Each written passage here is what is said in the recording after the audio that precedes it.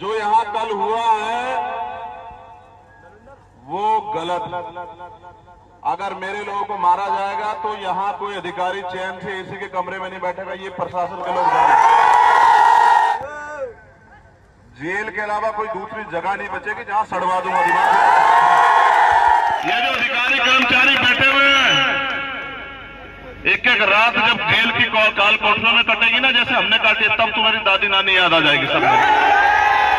समाज के साथ इस तरह से लाठीचार्ज करके बलशाली बन रहे हो। अब आओ, जिसने अपनी मां का दूध पिया है अब हाथ लगा के दिखाने। मेरे लोगों की कमर पे पड़ी हुई एक लाठी इस सरकार के ताबूत में एक कील ठोकने का काम करेगी। आप लोग देखते हैं, अगर अब की बार आंदोलन में लाठी चली तो पूरे देश के लोगों को जैसे दिल्ली बुलाया था, नोएडा बुला दूंगा और जाने नहीं दूंगा। हर घर के सामने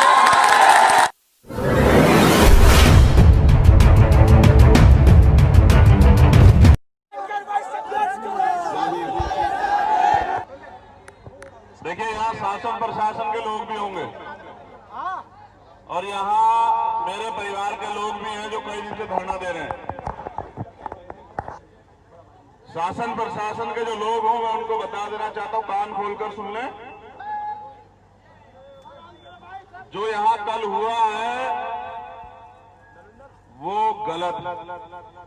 अगर मेरे लोगों को मारा जाएगा तो यहाँ कोई अधिकारी चैन से एसी के कमरे में नहीं बैठेगा, ये प्रशासन के लोग जाने। ये देख रहे हैं ना, ये मेरी माताएं बहनें, यहाँ देखो, वहां पीछे भी और इधर भी मैं देख रहा हूँ कड़ी धूप में, और ये मेरे हाथ में देख रहे हैं, पता है क्या है? ये सफाई भी करती है। इसके साथ जिस दिन कलम की ताकत हमारे लोगों के हाथ में आ गई ना, फिर जो अधिकारी कर्मचारी हमारे लोगों को कहते हैं कि ये गंदी नाली के कीड़े हैं, जेल के अलावा कोई दूसरी जगह नहीं बचेगी जहां सड़वा दूंगा दिमाग।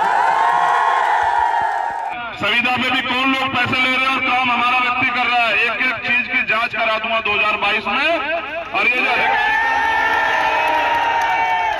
जो अधिकारी कर्मचारी बैठे हुए हैं, एक एक रात जब जेल की काल कोठरियों में कटेगी ना, जैसे हमने काटी, तब तुम्हारी दादी नानी याद आ जाएगी सब।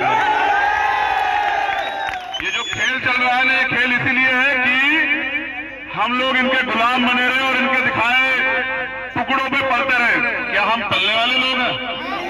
हम तो मेहनत कश कौम है, मेहनत करके खाना जानते हैं। हम भगवान वाल्मीकि महाराज की कौम, समझ रहे? हम सदगुरु रविदास जी महाराज की कौम है, हम राजा मीर मोल के बच्चे हैं। हम इनके टुकड़ों पे पलने वाले लोग हैं।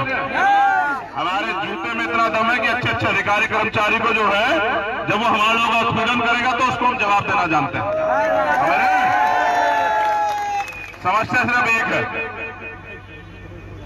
हमारी एकता ना होने के कारण ये लोग फायदा उठा रहे हैं। फायदा कैसा? आंदोलन की शुरुआत हुई, पहले इन्होंने हमारे लोगों को ठगने का प्रयास किया होगा, तरह तरह की बातें बता के, तरह तरह के प्रलोभन देके। जब हमारे लोगों ने तय कर लिया कि नहीं, मुझे कहा हमारे लोगों ने 3-4 दिन पहले कि भाई साहब इस बार मर जाएंगे लेकिन स्वाभिमान से समझौता नहीं करेंगे, इस बार लड़ेंगे। तो भाई याद रखो कि इतिहास किनका लिखा जाता है? लड़ने वालों का। कायरों का इतिहास नहीं लिखा जाता। अगर कोई चीज पानी है तो कोई चीज उसके बराबर की कुर्बानी भी देनी पड़ेगी, समझ रहे? उसके बराबर की कुर्बानी भी देनी पड़ेगी। तो अनिल ने दी कुर्बानी। अनिल ने सुसाइड नहीं किया, वो शहीद हुआ, समझ रहे? अगर अपने हक की आवाज उठा रहे हैं तो हमें नौकरी से निकाल रहे हो। यहाँ प्रशासन के लोग होंगे जिन्होंने कल लाठीचार्ज किया था। देखो भाई, मीडिया के लोग भी और प्रशासन के लोग भी, LIU के लोग भी होंगे। जाके कमिश्नर साहब को बताओ कि जिन लोगों को जेल भेजा है या अरेस्ट कर रखा है उनको रिहा करवाएं। समझ रहे? दिमाग खराब ना रखें, ये बात गलत है जो कर रहे हैं। मैंने अभी दिल्ली में देखा था कि पुलिस वाले भी आंदोलन कर रहे थे, देखा था आपने? दिल्ली के लोग जानते नहीं जानते कि पुलिस के लोग आंदोलन कर रहे थे। वालों का झगड़ा हुआ तो पुलिस के लोग आंदोलन कर रहे थे, नहीं कर रहे थे? मैंने कई पुलिस वालों को अपनी रोते हुए देखा। अगर आज हमारे लोग अपने हकों के लिए यहां लड़ रहे हैं, अपने हकों के लिए आज जो है आंदोलन कर रहे हैं, तो हमारे लोगों को मार के सत्ता का दुरुपयोग कर रहे हो। ये कल तो तुम पे भी था, और आने दो कमजोर वर्ग इन गरीबों के बच्चों की सत्ता मैं दिखाता हूं कि दिन तुम पे फिर भी आएगा। घबराओ मत। अपने हक की लड़ाई लड़ना बाबा साहब के दिए संविधान में हमारा जन्मसिद्ध अधिकार है। न्याय मांगना और अपनी मांग को उचित तौर पर रखना। अगर आप ये सोचते हैं कि आप ये हक की आवाज दबा दोगे तो किसी आप गलतफहमी में हो सकते हो। हमारे बुजुर्गों ने सह लिया कि आज का नौजवान भी गुलामी सहने के लिए तैयार है। क्या तुम्हारा खून पानी हो चुका है? किसी की औकात हमारे माता बहनों पर लाठी चला दे? हमारे लोगों का खून बह रहा है तो मुझे पानी पिला रहा है? मेरा खून इतना ठंडा मत करो कि कल मैं भी जो है अजेंटो जैसा हो जाऊं। मुझे तो ये देख रहे हो। अब बात करते हैं इसकी। देख रहे हैं आप सब लोग, इसने हमें अधिकार दिए। किसने दिए हमें अधिकार? इसने अधिकार दिए। कोई सरकार इसे नहीं छीन सकती हमारे अधिकारों को। समझ रहे हैं? अब बात करते हैं मुद्दे की। मुद्दा यह है कि गंदगी का काम करें हम। हमारे पढ़े लिखे बच्चे रोजगार नहीं जब सरकार दे रही तो मजबूर हो रहे हैं ठेकेदारी पे काम करने के लिए। मुख्यमंत्री कहते हैं कि संविदा पे नौकरी निकालूंगा। संविदा पे मुख्यमंत्री क्यों नहीं हो सकता भाई? अगर काम अच्छा ना करे मुख्यमंत्री तो उसको 6 महीने में हटा देना चाहिए। अगर सीईओ ये जो यहां बैठी हुई है हमारी बहन, अगर ये अच्छा काम ना करे तो इसको नहीं हटा देना चाहिए भाई। की व्यवस्था की जाए, क्योंकि देखो ये काम तो हमें मजबूरी में करना पड़ रहा है, क्योंकि हमारी आबादी तो बहुत ज्यादा है और तमाम लोग इस बात को जानते भी हैं कि इनकी आबादी तो भाई बहुत ज्यादा है। तो सरकार के पास तो रोजगार देने की कोई स्कीम नहीं है। तो जो करोड़ों माँ बाप अपने बच्चों को पढ़ाते हैं ये सोच कर कि भाई कल ये सरकारी नौकरी करेगा, इसका जीवन सेफ हो जाएगा, अपने बच्चों को आगे अच्छा पढ़ाएगा, तो इसके सपने तैयार होंगे। माँ बाप अपना पेट काट के अपने सपने काट के उस बच्चे को आगे बढ़ाते हैं, मगर अब सरकार सरकारी नौकरी नहीं दे रही है। फिर कहीं संविदा की बात करते हैं, कुछ करते हैं। तो ये भी बात रखती है, तमाम युवाओं को मद्देनजर रखते हैं कि सरकार रोजगार दे। ये कहने से काम नहीं चलेगा कि हम पे ठेका दिए, ठेका तो होगा। तुम पे रोजगार नहीं दिया जा रहा तो मेरी सरकार से मांगे कि आप कुर्सियां खाली कर दो। आप आज हमें दे दो 27 कुर्सी, उत्तर प्रदेश कुर्सी आप हमें दे दो, कल सारे सुविधा कर्मी जो है और सारे सफाई कर्मचारी नियमित हो जाएंगे। मैं एफिडेविट देता हूं।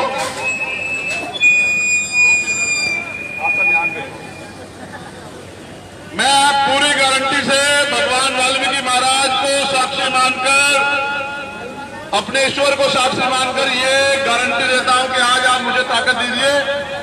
जिस दिन मुझे ताकत मिलेगी अगले दिन जितने सफाई कर्मचारी वर्किंग पे सारे जो हैं नियमित हो जाएंगे। ना संविदा रहेगी और ना ठेकेदारी रहेगी, ना बचौलिया रहेगा, ना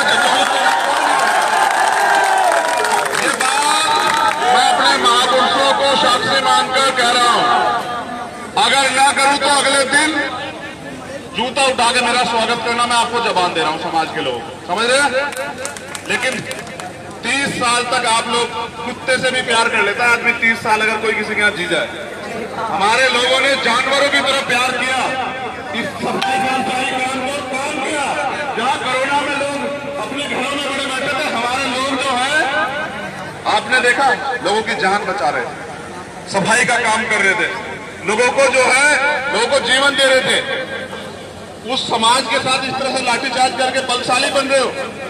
अब आओ जिसने अपनी मां का दूध पिया है अब हाथ लगा के दिखाने। अगर तुम लाठी मार सकते हो कोई बात नहीं। एक एक मेरे लोगों के कमर पर पड़ी हुई एक एक लाठी को समझ लेना।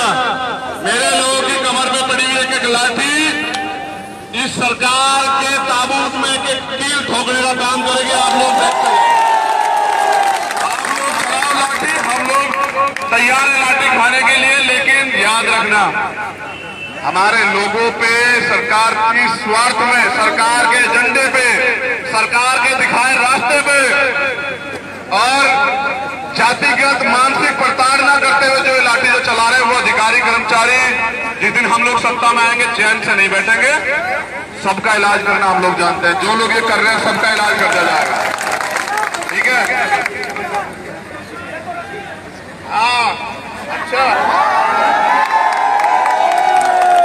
देखो भाई, ये नौजवान ये कह रहे हैं कि भैया एक गाना सुना दो, कार्यकर्ताओं में जोश बढ़ जाएगा। एक वादा करोगे तो मैं ये सुनाऊंगा, एक वादा करोगे तो सुनाऊंगा कि जब तक आंदोलन चलेगा आप लोग अपना समय देंगे यहाँ। अगर आप ये मांग करते हैं तब तो सुनाऊंगा, अदरवाइज नहीं सुनाऊंगा, समझ रहे हैं? आज यहाँ गौतम बुद्ध नगर से सब लोग यहाँ हैं, ये गुर्जर समाज के लोग भी यहाँ हैं, ये असद भाई मुस्लिम समाज के लोग भी यहाँ हैं, ये नरेंद्र और ये कपिल, हिमांशु, तमाम लोग हैं। आज आपके आंदोलन को मजबूत करने के लिए सिर्फ वाल्मीकि समाज के लोग नहीं, आपके परिवार के साथ सब लोग खड़े हैं, क्योंकि आपकी मांग जायज है। अगर आप लोग इस आंदोलन को दोगे ताकत और कंधे से खड़े, कंधे तन मन दिन लगा के आप खड़े रहोगे तो भाई मैं सुनाऊंगा ये वो जो आप मांग कर रहे हैं, वरना सही सुनाऊंगा। बताओ,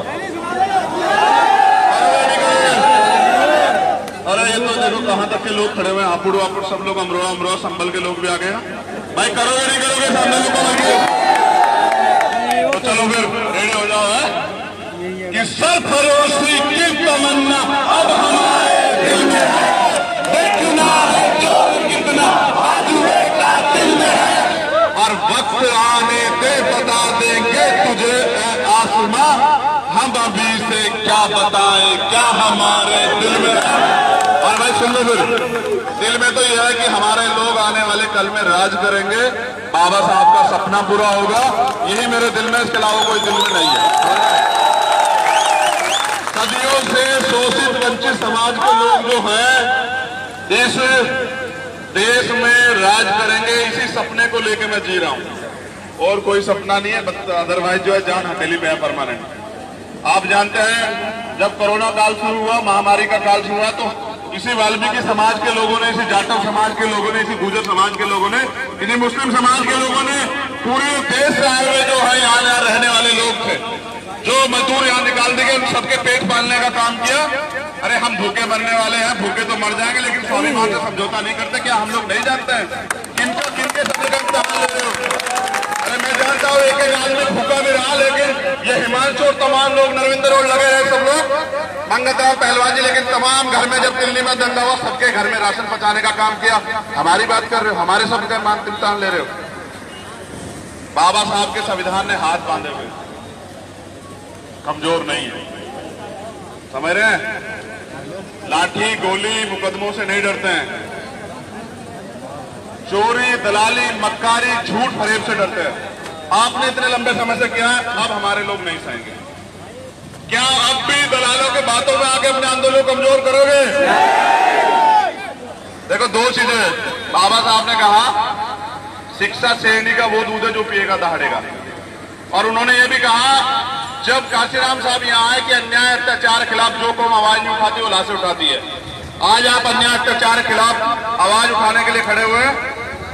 हमने पहले भी इस देश को बचाने के लिए कुर्बानियां दी है, इतिहास गवाह, इस देश को आजाद करवाने के लिए कुर्बानियां दी है। ये देश हमारा है, इस देश को पूंजीपतियों के हाथ में गुलाम होने हम नहीं देंगे। ना तो यहाँ सरकारी डिपार्टमेंट खत्म होने दिए जाएंगे, और ना ही यहाँ हक की आवाज उठाने वाले पर लाठी चलने दी जाएगी। मेरा प्रथम निवेदन है इस जिले के कमिश्नर साहब को, अपने पुलिस के लोगों से, प्रशासन के लोगों से कहें कि जब तक हमारा आंदोलन चल रहा है शांतिप्रिय तरीके से चलने दें। अगर अब की बार आंदोलन में लाठी चली तो पूरे देश के लोगों को, जैसे दिल्ली बुलाया था, नोएडा बुला दूंगा और जाने नहीं दूंगा। हर घर के